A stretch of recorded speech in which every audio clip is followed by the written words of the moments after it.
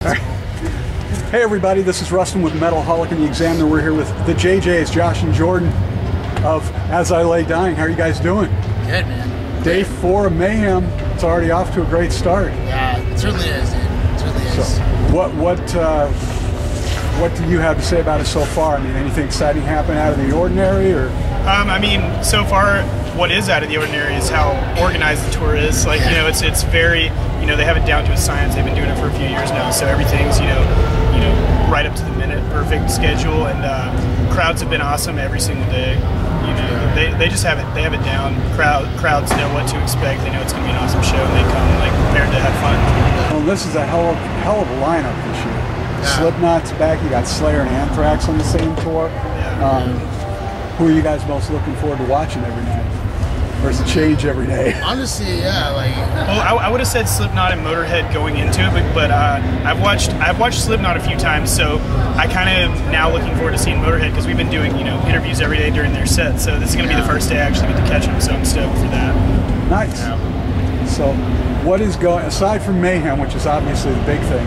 What is going on in the As I Lay Dying camp? You guys put out the album earlier this year with some of the mixes, with some of the cover songs and everything. Hilarious Judas Priest video that you did. Yeah. So You got the humor. Yeah, it was a very like tongue-in-cheek video, Exactly. which I mean, I think some people got, some people didn't. You know what I mean? But either way, we did it. And we had a good time. yeah, it was fun to watch. You guys did a great rendition of it and everything. Yeah. So what's next on the table though, music-wise?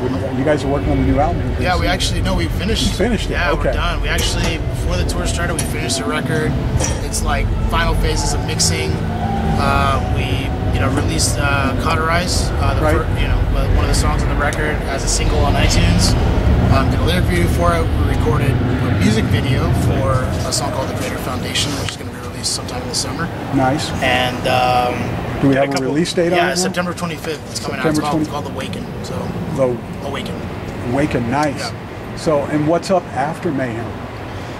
We have a co-headline run with Trivium and Caliban in That's right, Europe. overseas. Yeah, we're really excited about that. And then we have another club tour that's going to be later in the winter, like around November-ish, that is going to be in the States.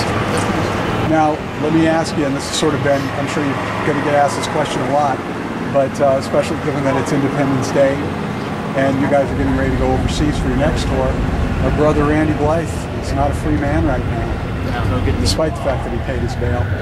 What's your guys' take on that whole situation? And then, in this era with social media, you guys are so much closer to the fans now than we were in the generation I grew up in, where they were exalted up on high.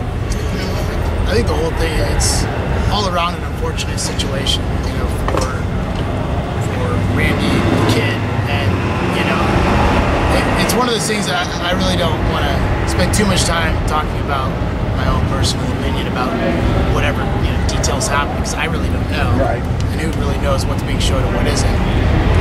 But I think it's one of those things where I think the focus should be on just venues and security, really. I mean, I think with with more and more metal tours coming around, it's very typical to get rowdy crowds. They're all having a good time.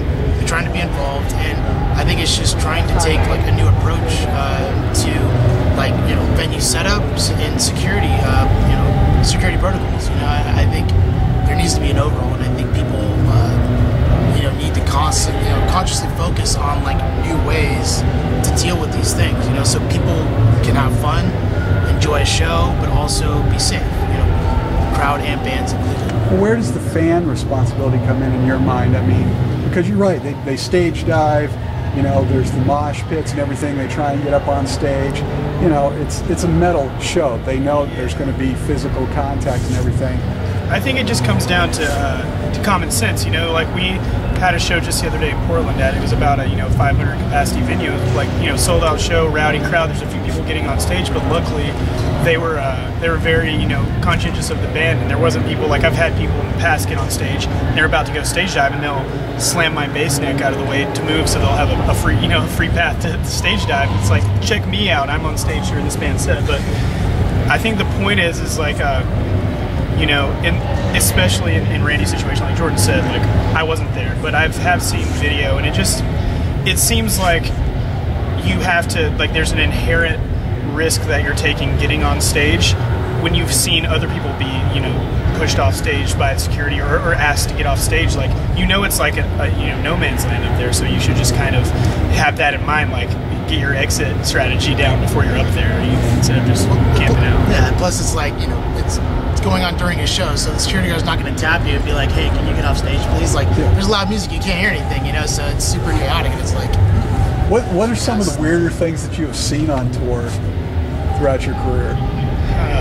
Man, I mean, weird things. I mean, there's probably an unending list of weird things. I mean, for some reason this stuck out of my mind, but when we're in Copenhagen, Denmark, and there's a small area in the city called Christiania, and it's an old military base that was deserted after, I guess, World War II, but a bunch of squatters that kind of influenced by the drug culture moved in, so it's kind of this like weird co-op community of people who, like, you know, either grow drugs or, you know, whatever. But I mean, it's really positive there, but it's like no cars allowed, no motor vehicles, and you're walking in and it's like you are now leaving the European Union, and it's kind of like been this place just on the outskirts of town for so many years, and like it's just a weird place to go because it's just like kind of like it's like just no rules in there. And then we play a show in there and roll in with a huge tour bus. Oh, yeah.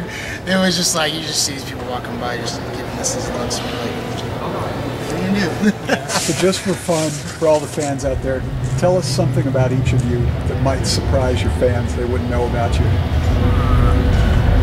Why would they not know? I know it's hard in this day of social media, but yeah, everything's available. But you have a lot. I don't want to available. It's like, yeah. I think we all have like hobbies and stuff. You know, like I love golf. Golf. Josh is a huge college football fan. Yeah, I missed one team in particular. Alabama Crimson Tide. Okay. Got a tattoo, roll tide tattoo. Nice. We were eating dinner over there, and there was someone, another band sitting next to us with a Tennessee shirt on. I saw like the fuming like college football angst like coming out of his face when he saw that shirt. Well, and here you are in a big college football town too, Yeah. with Boise and the blue turf and everything like that. So, and this is kind of an interesting contrast. Metal is renowned for tattoos and everything. None over here. So Yeah, tattoo-less. Never your thing. Yeah, it's not like I'm opposed to them. I just don't feel like it. Okay, so last question then before we get out of here, just for fun. Going back in time, whether it was an album, a live show or something, what was sort of that moment of epiphany for each of you where you saw something and said, this is what I want to do with my life? I think my epiphany moment was I was probably like 9 years old, and I wanted a guitar, but my dad was like, you can either get a Nintendo 64 or a guitar, and I was like, I'll get a Nintendo 64. But I got like a Green Day's Insomniac record came out, and that was probably the first thing other than just like what my parents listened to that was kind of like semi, at the time, rebellious to me, and like I was listening to like loud rock and roll kind of music, you know. I mean, I was like 8, so to me I was like, this is so heavy, and like from that point on I just wanted to learn those songs, you know, like, and that was probably the moment I look back and like that's when I wanted to do what they did. How about you? Wayne's World. No, that's when I really knew like I wanted to be a drummer. I've always loved drumming, but yeah, thinking back, I'm like, I remember watching that and just seeing guitar like, oh yeah, you know, and then I'm like, I want a huge kid like that one day. So, and when you guys are out on a tour like this, I mean, this is almost like band university. You guys like sort of take tools and tips and everything. I mean, Dave Lombardo every night. Oh yeah, I love watching it. It's so awesome. Yeah, and I mean, it's one of those things I think like as fans of music and metal, like when you play awesome tours like this or festivals, you know, just trying to be a sponge is like the best way, at least for me, like to get better at what I do. You know, and I think, you know, seeing how other people, like whether it's stage setup, production, playing, like, you know, whatever it is, like just watching other people, like you know, I notice things. I'm like, I want to try that. You know, I want to see if that, you know, helps me to improve upon what I already do. So, yeah. Josh and Jordan of As I Lay Dying out here on Mayhem Festival, Independence Day.